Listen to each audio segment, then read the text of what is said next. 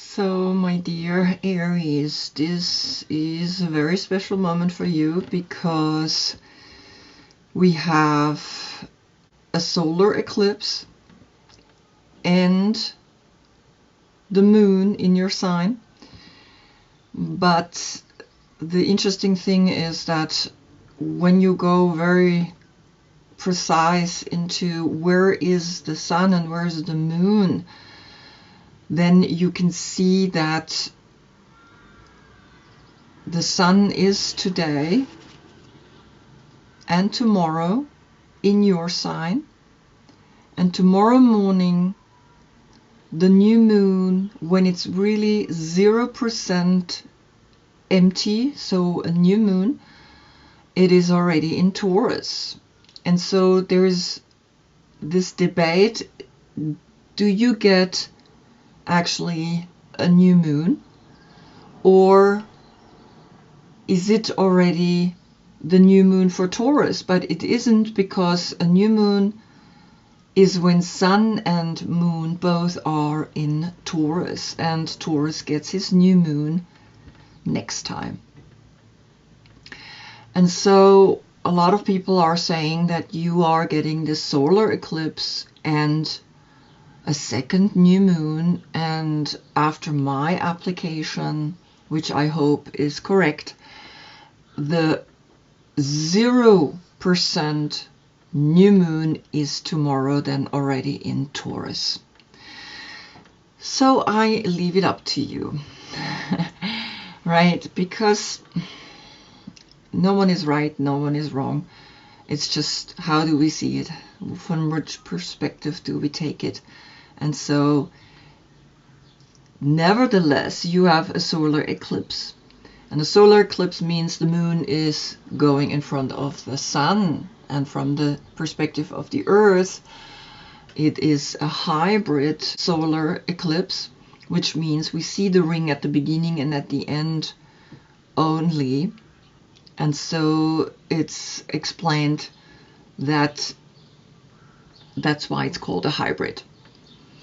You have, of course, meditation as the yoga position, or as the end result of all the yoga positions.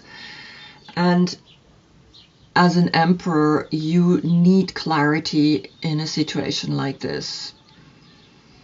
And that clarity comes when you meditate. That clarity comes when you look deep within into all four directions, and you recognize that you have the power deep within you to see what is right for you or good for you. There's no right or wrong. There's just this chaos and order energy in the universe. And chaos, we know what chaos feels like, right? But we can create out of chaos again something orderly and beautiful. And so that's the infinite loop of the eight that is teaching us to reconnect again and again to a harmonious exchange between the dualities. Your court card is the Queen of Wands, and she is looking into the right spinning path. So she's very much like a personality that wants to be in this world, this masculinity, this I open my legs, I sit like a man. He has his legs like slightly open as well, right? And of course you are ruled by Mars. Mars is the warrior, and she is quite a warrioress. She's a witch as well. And you're the first house of self, the I, the ego, a lot of people say. So here you are, the warrior, and your body part is the brain, and that's why meditation works for you really well if you want to access that part that is occupying you the most, which is your brain, which is your reasoning mind. And today you get a right spinning reading, which is the spin of the Earth every 24 hours, right? And that's to the right, or let's say to the east. And she's looking into the right spinning path, right? And recognizing, of course, the fact that she wants to be here in this dimension.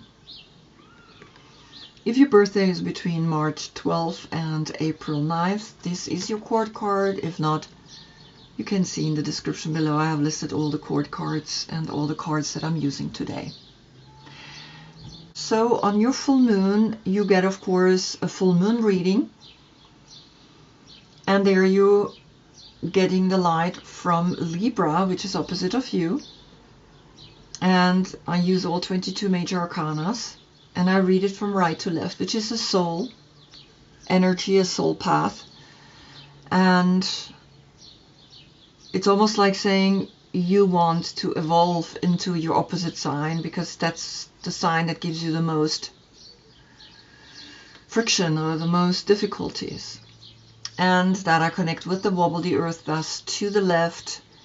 And that wobble lasts 25,800 years. And we divide it through the 12 zodiac signs and get an age. Currently we are in the age of Pisces and moving into the age of Aquarius. So the age of Pisces was now almost 2,150 years dominant. And that's, of course, the age of Jesus, right? And before that, you had your age. And that's Judaism. That's the teachings of the Old Testament. And so if you are interested, you can have a look into that, because you might find a lot of interesting energies there that make you feel like, oh yeah, I get it. I understand this type of religion, right? Because the thing is, we're not allowed to judge a religion unless we really have immersed ourselves into it, so that we can actually speak about it and then have our conclusions, right? Because in the end, we are here to learn. So last time you had Aries Sun and the new moon, and the message was very clear. It's all about equality now. And as you can see, the High Priestess is here, and that's the duality that we learn here in this dimension to navigate and to come into our center. You can see this couple of the sun, and of course then here the horse, the white horse, and it was like this opposite coloring here to the High Priestess, right? And of course it's all about equality now. It means that we are turning slowly into the age of Aquarius, which is the star. The star has no a feminine or masculine energy to it. It's just a star, and influencing all of us into the new age.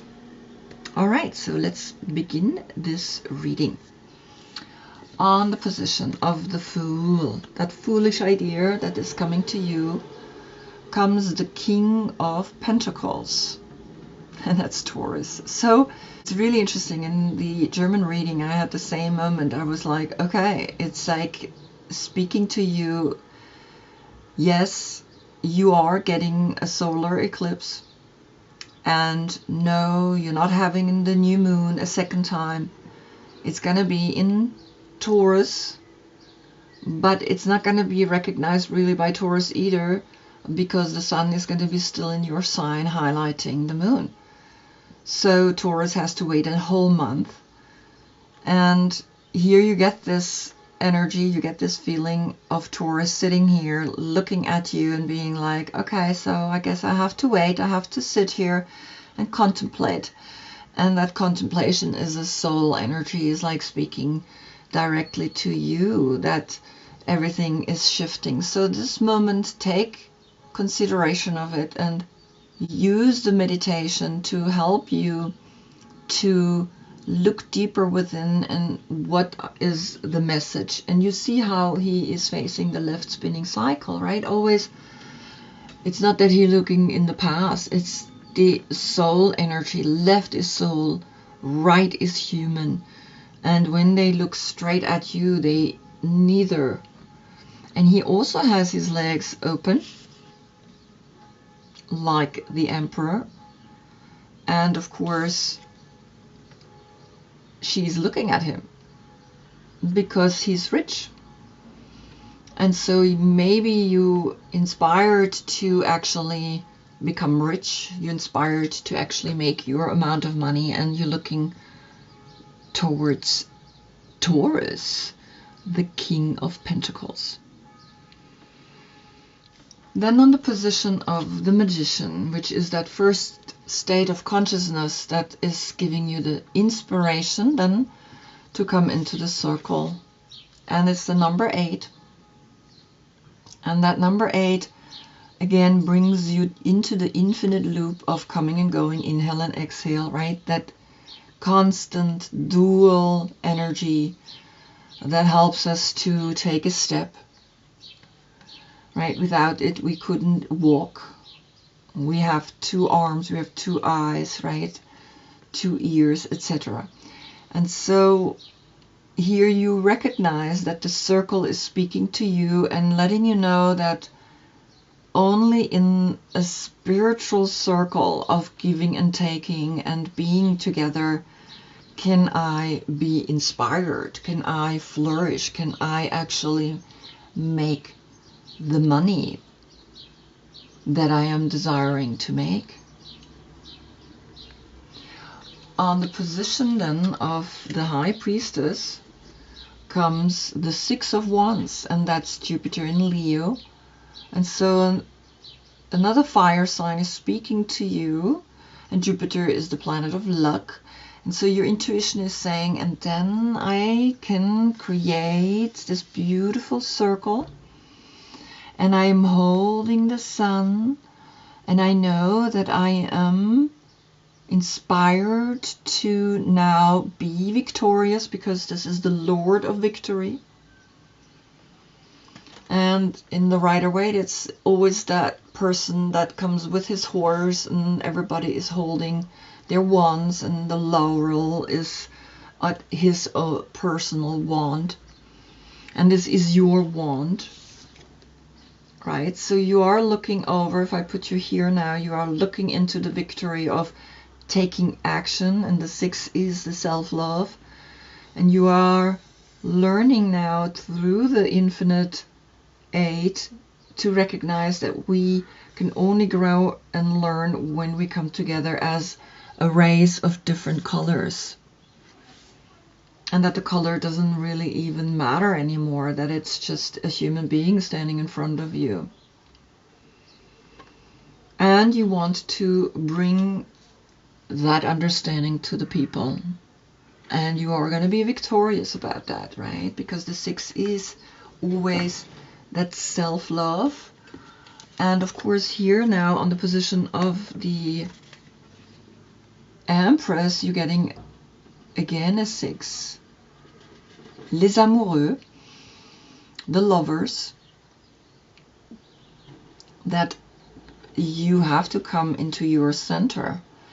And that's what the Empress is giving birth to, because that's the first state of consciousness that gives birth to a form, and that's the triangle. And of course, this is always the triangle pointing upwards and the triangle pointing downwards of the hexagram. And he stands in the center, one foot at this path and the other foot at that path. And one lady is looking at him. So from the human perspective, she's literally saying, come to me. And the soul perspective is saying, yes, but also remember this side exists as well, and we see her only from the back. And then of course we have the arrow pointing directly at your head, so discernment is necessary, uniting the brain into the center, into here, where we opening ourselves up to the spiritual. A very beautiful card, right? So you have 2 times the 6. A 6-6 portal, and that is being creative in that self-love and the way you love yourself, and that creates then this beautiful circle of all races and all colors. And right, either you want to become a Taurus, a fixed sign that knows how to handle the money, or A Taurus is inspiring you right now by the way they act, by the way they are, by the way they sit and cross their legs, the way he crosses his arms. It's the same energy again. It's uniting right and left into the center, uniting right and left into the center. So now you have the legs and you have the arms crossed, which means you arriving in a very deep self-love. And then comes on the position of the Emperor, as the Emperor just itself, the Empress. Then you can create, then you are magnificent in the way you are giving birth through the masculine and the feminine together, united, which then calculated together, a 4 and a 3 becomes a 7. And the 7 is a success, but also in that success you have to be careful. You have to be vigilant, right? You have to always recognize the female is the 3, is giving birth, and you bring then the stability to it. So beautiful, right? So you are then having a 3, and the 3, like I said, is that first form, is that one triangle now, the feminine triangle that's pointing down, and it's giving birth, right, to the new generation, to the new ideas, to whatever it is that you want to create. And then on the position of the Queen of Wands comes the Two of Cups. The Two of Cups is speaking about the possibility of a deeper love with a partner, Venus in Cancer. And Venus is, of course, harmony and love and also money. That you find that harmonious exchange within yourself as the Emperor, as the number 4. And usually they say this is the window and she's the door. The window we can only look out, but the door we can walk in and out. We can give birth. The window we just see the picture and we hold it. So recognize that here the Empress and the Emperor have inspired you to such a level that you are now feeling a deeper, true self-love, because you are, as the Queen, connected to water, but the element for you is fire. So water and fire, what does that do? It's like the masculine and the feminine. It's the dark and the light. Water and fire are like very difficult to unite, but once it unites, it's like it creates the next generation. It creates the 3. And you have Leo, the strength here, that Caduceus, the empowerment lies then in spreading your wings by uniting the dualities within you. That's what's speaking here directly to you. And this is the anima and animus as well, right? That you're uniting in your head. And you understand that because you have here the arrow pointing at your head, and you already crossed here your arms. And through Taurus, you learned to cross your legs and to wait and to be patient. You're not very patient, but that's okay, because you are then this energy, the action, right? You want to take action. And so you're looking over to her and you're like, I want to be an empress. And an empress needs to love herself, right? To recognize that there are energies that pull on you when you're in this position. And then comes on the position of the Aries in Moon, the 6 of Cups. So you have 2 cups and another 6 then creates 8. But the 6 of Cups is Sun in Scorpio. And the Sun in Scorpio is memories of your childhood, memories of you enjoying yourself as a child here, and recognizing that your memories of a dear friend maybe, or sister or brother is flooding you. And so maybe this self-love is creating that you're reaching out to a friend or to the brother or sister that you have, and then it creates the infinite circle with the 8 cups. And 8 together here then creates a deeper understanding of how you want to evolve by uniting duality, by uniting the opposite. And you remember a time where you were playing with that very easy. So at the same time, you get a 6-6 portal, you got 6 wands and 6 cups. I mean, how powerful is that? And of course, through the lovers, you have here again, then 3 times the 6. Swords, wands, and cups. So your mind and your action and your feelings are all connected with this deep self-love that you are recognizing. And then you can give that love, of course. And of course, this is Gemini, right? And so recognize 3 times 6 is empowerment, is the hexagram. 3 times 6 is the 666, and usually they say that's the sign of the beast. Here's a beast. It's the Leo. It is not. It's the sign of the highest level of empowerment.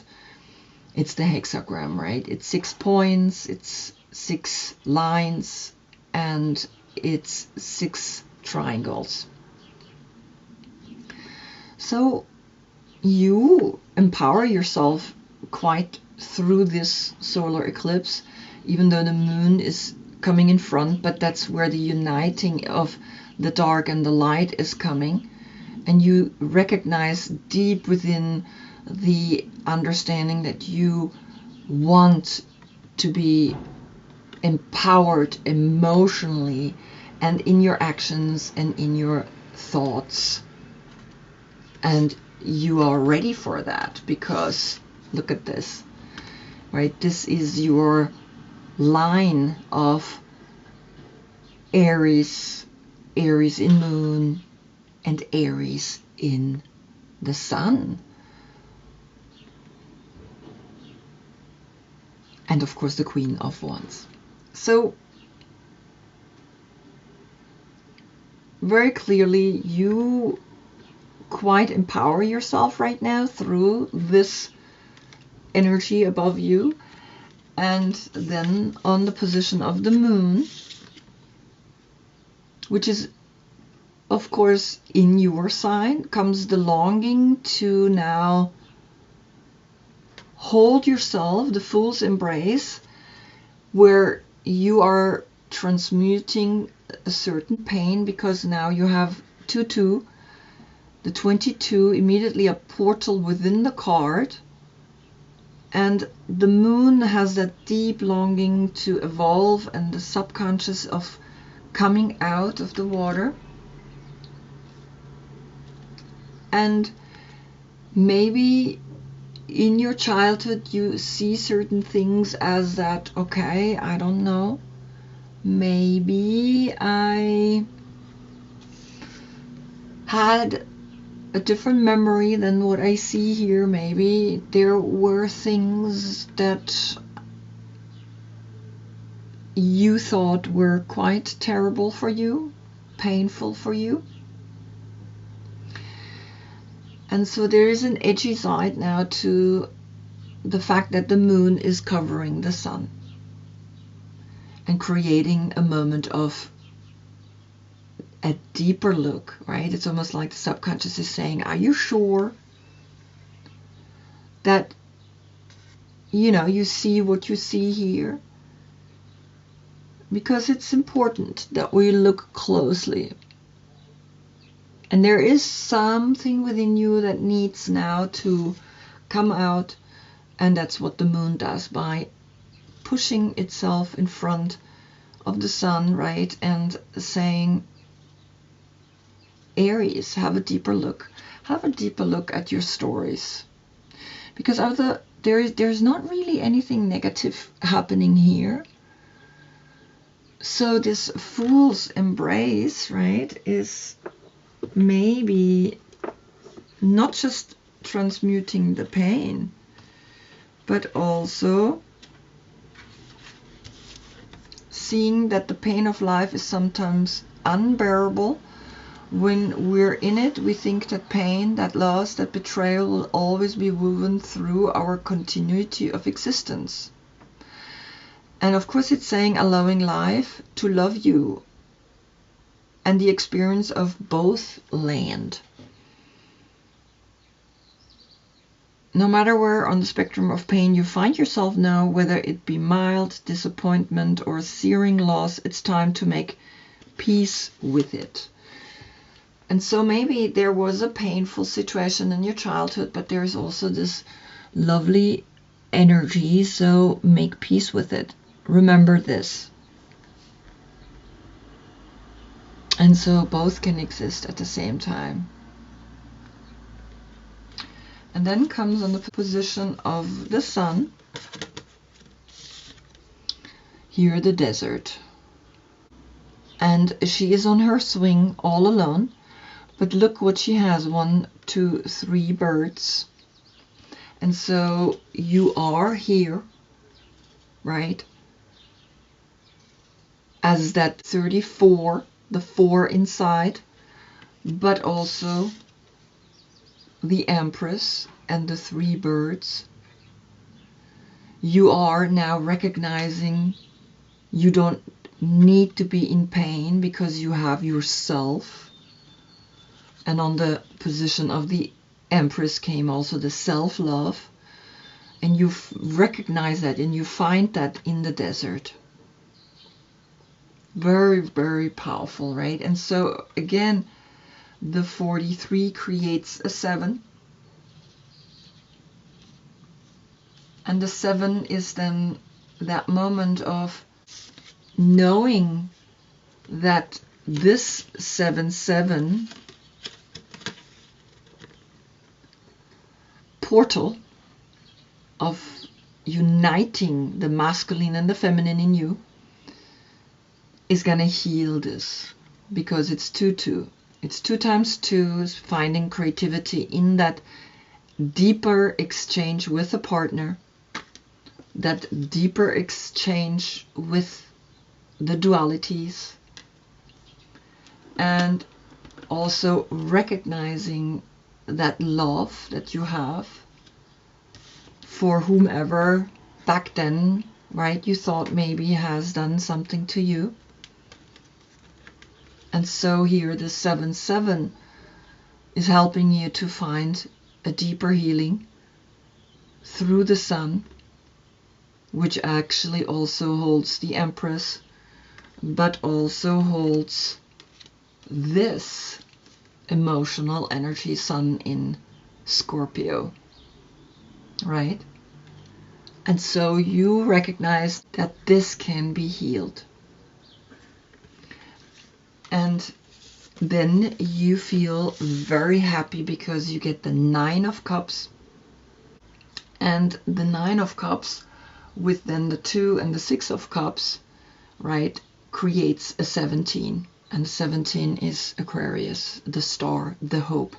And so the world needs you to recognize the fact that you healed yourself by loving yourself. And then you get the 17, which turns into an 8. And the 9 of Cups is, by the way, Jupiter in Pisces. You learned in the age of Pisces all the emotional depth that there is to learn in the direction of love. And then you get 17 Cups, which is then, of course, the star. And that star is bringing great strength to you through Leo. Leo is opposite of Aquarius. And that's why you can connect two, you see they sit in the same manner, connected now to Taurus, because Taurus is connected with Venus, and this is Jupiter in Pisces, right? And of course here, this, I'm going to put this down, this is Venus in Cancer, and so Venus is ruling Taurus.